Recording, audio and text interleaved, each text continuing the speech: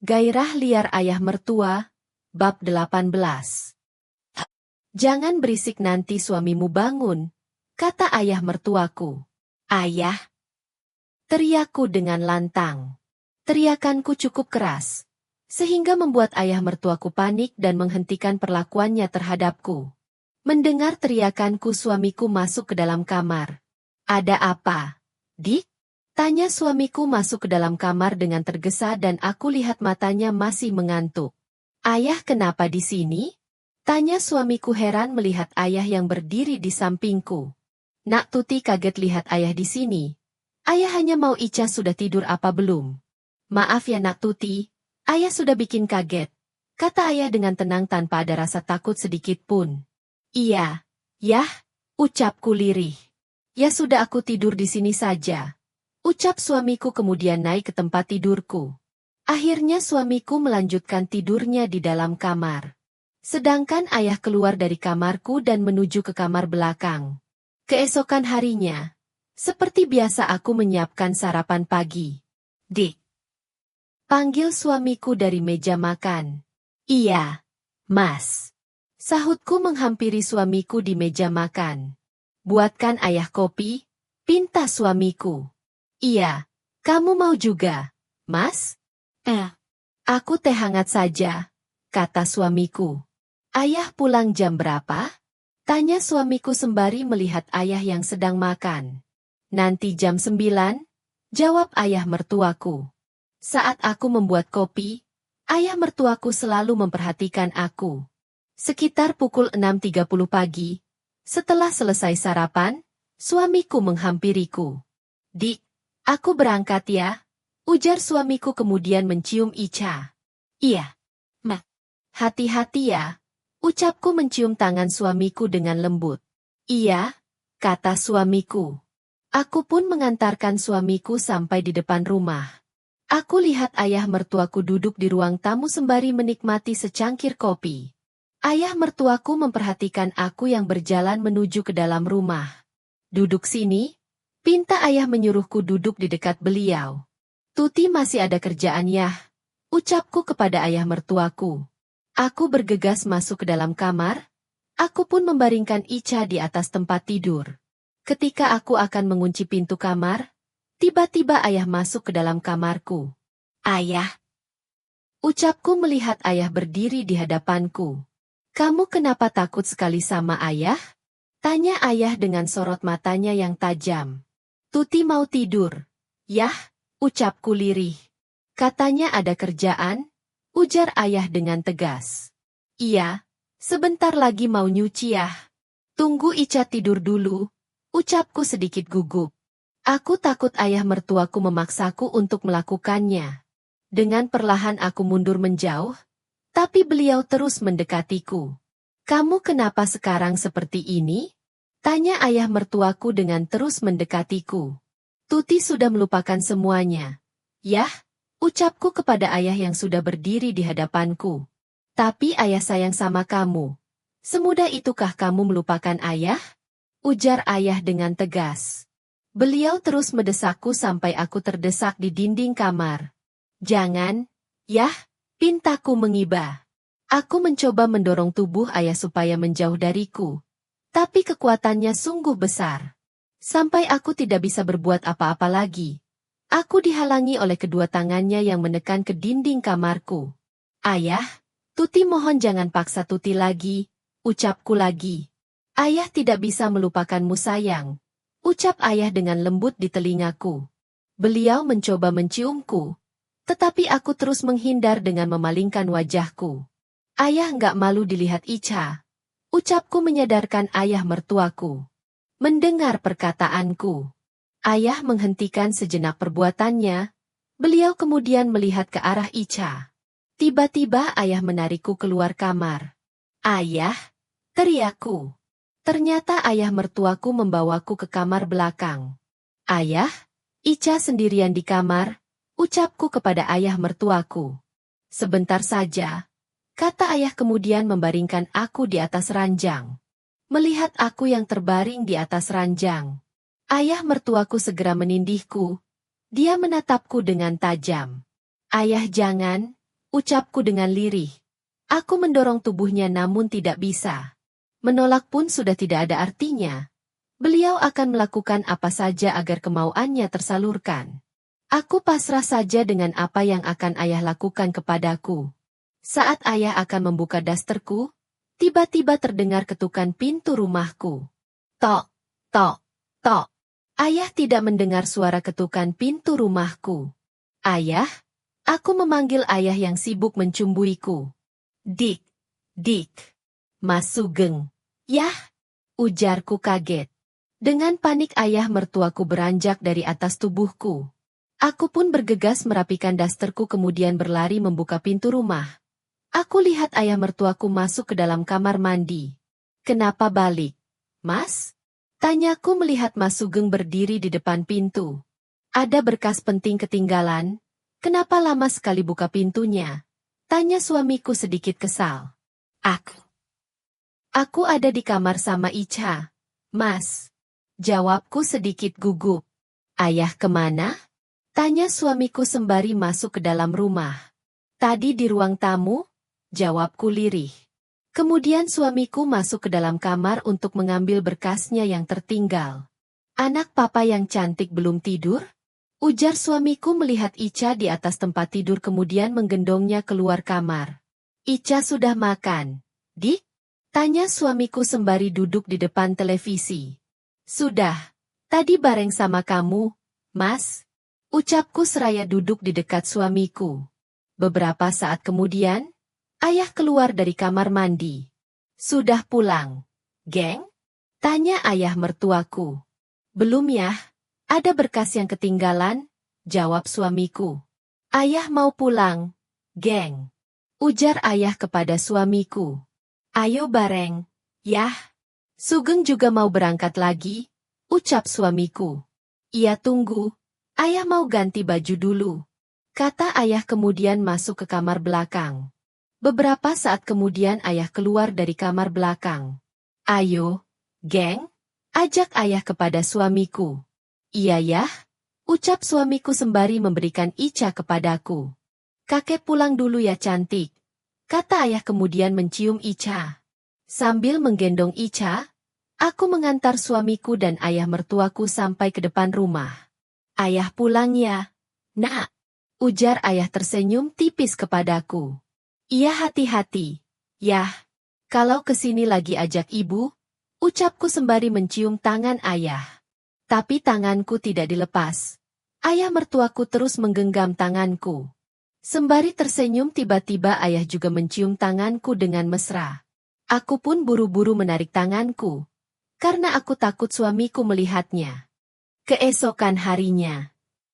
Aku menemani suamiku sarapan pagi di meja makan. Kamu nggak sarapan, Dik? Tanya suamiku menatap ke arahku yang duduk di hadapannya. Nanti saja aku, Mas, jawabku. Badanku sakit semua. Dik, pengin pijat sama suaminya Bu Lisa, ujar suamiku. Bapak Rian? Tanyaku sedikit kaget. Iya, Dik, jawab suamiku. Bapak Rian bisa pijat, Mas? Tanyaku penasaran. Katanya Bu Lisa bisa, jawab suamiku. Kamu di kantor sering ngobrol sama Bu Lisa ya Mas? Tanyaku menatap suamiku. Iya namanya juga satu kantor. Jawab suamiku dengan tenang. Mendengar jawaban suamiku aku hanya terdiam. Kenapa diam? Aku nggak mungkin selingkuh lagi. Percaya sama aku sayang. Ujar suamiku mencoba menenangkanku.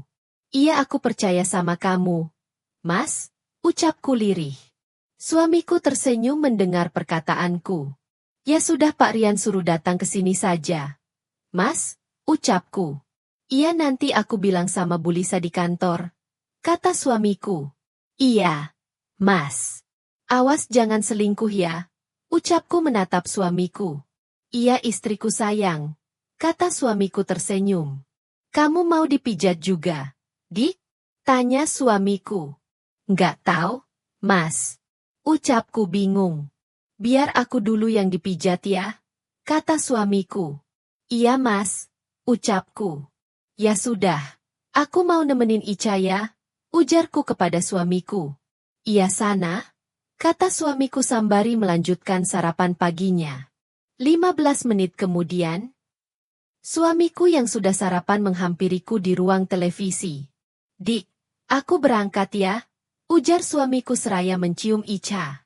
Iya, hati-hati, Mas. Ucapku kemudian mencium tangan suamiku dengan lembut. Setelah suamiku berangkat, saat aku menemani Ica bermain di depan televisi, terdengar suara handphoneku berdering di dalam kamar. Aku bergegas masuk ke dalam kamarku, ternyata telepon dari ayah mertuaku. Iya, ya. Suamimu ada? Sudah berangkat kerja. Ada apa ya? Minggu depan ayah mau ke rumah kamu ya? Sama siapa? Yah? Sendiri. Ayah mau beli bunga? Kebetulan yang jual dekat dengan rumah kamu. Oh, iya ya. Ayah boleh kan mampir ke rumah kamu? Sekalian ketemu Ica. Boleh, ya. Ayah juga kangen sama. Seketika aku tutup teleponnya. Walaupun dulu aku pernah menjalin kasih dengan ayah mertuaku, entah kenapa sekarang aku merasa risih terhadap beliau. Aku menyesali kenapa aku harus mencintai orang yang salah, yang seharusnya aku anggap ayahku sendiri. Seandainya waktu bisa aku putar, aku akan kembali ke masa lalu untuk menghapus semua kesalahanku. Setelah menerima telepon dari ayah mertuaku, aku kembali ruang televisi untuk menemani Ica. Tak lama handphoneku kembali berdering. Kali ini aku tidak memperdulikannya. Pasti ayah mertuaku, gumamku dalam hati. Aku tetap melanjutkan menonton televisi sembari menemani Ica bermain. Sore hari ketika aku sedang memasak, terdengar ketukan pintu rumahku. Tok, tok, tok. Aku pun bergegas membuka pintu. Sudah pulang, Mas? Ucapku melihat suamiku berdiri di depan pintu.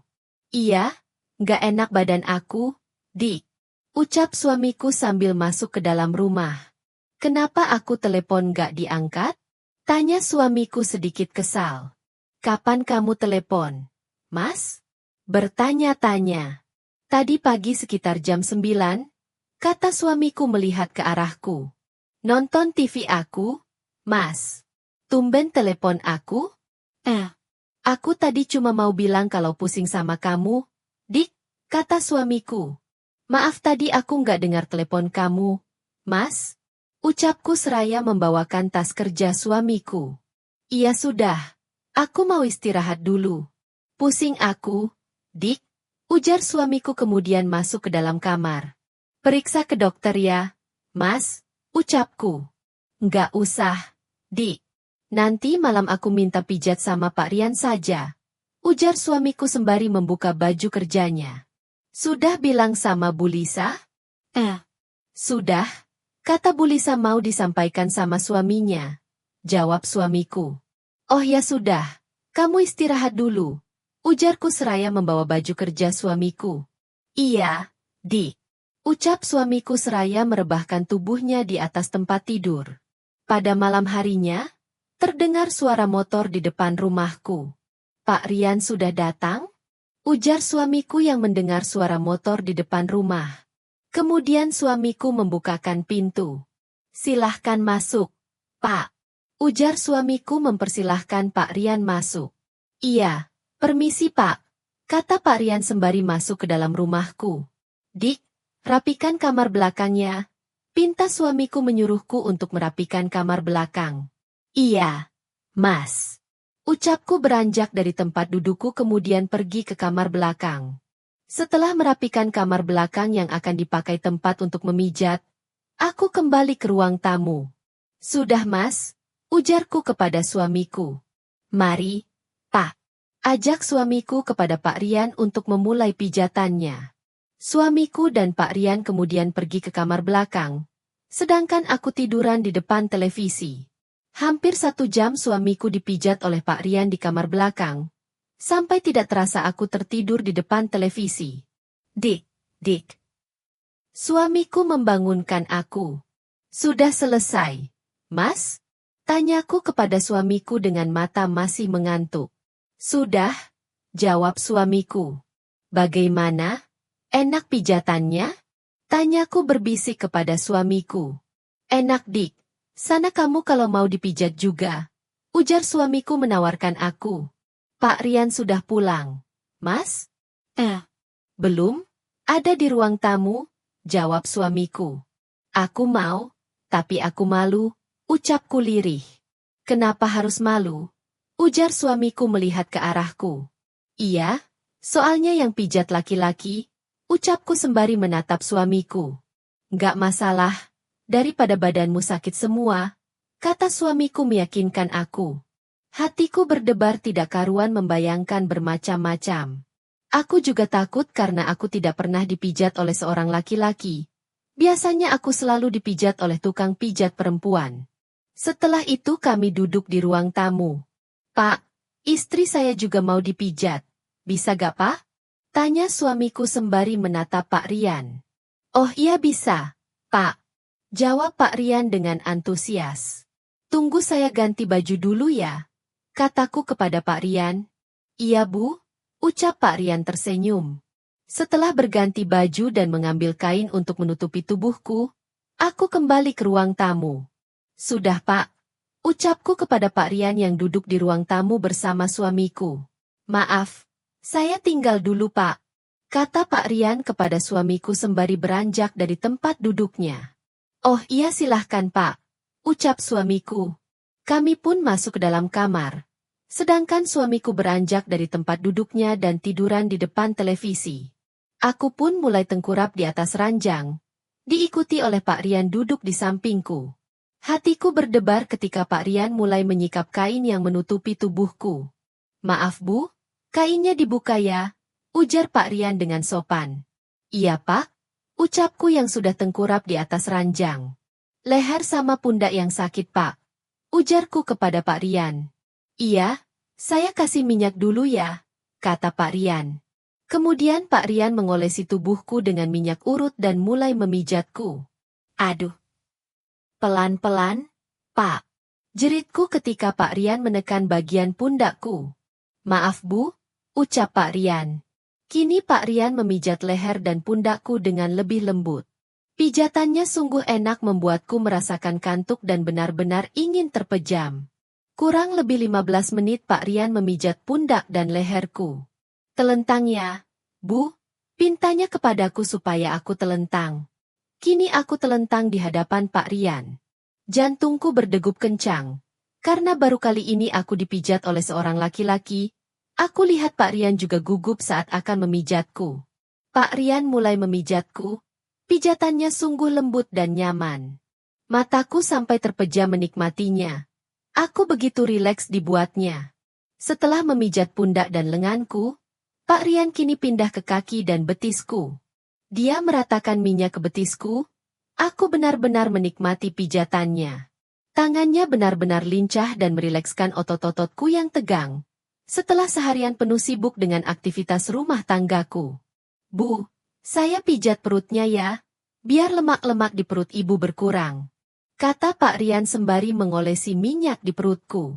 Aku mengiyakan saja apa yang Pak Rian katakan. Aku mengeluh saat Pak Rian mulai memijat di area perutku. Pelan-pelan, Pak, desahku pelan.